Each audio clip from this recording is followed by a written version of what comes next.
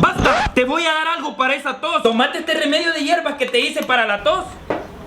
¡Qué feo está! Aún tiene. Te voy a echar Vic en esa tu garganta.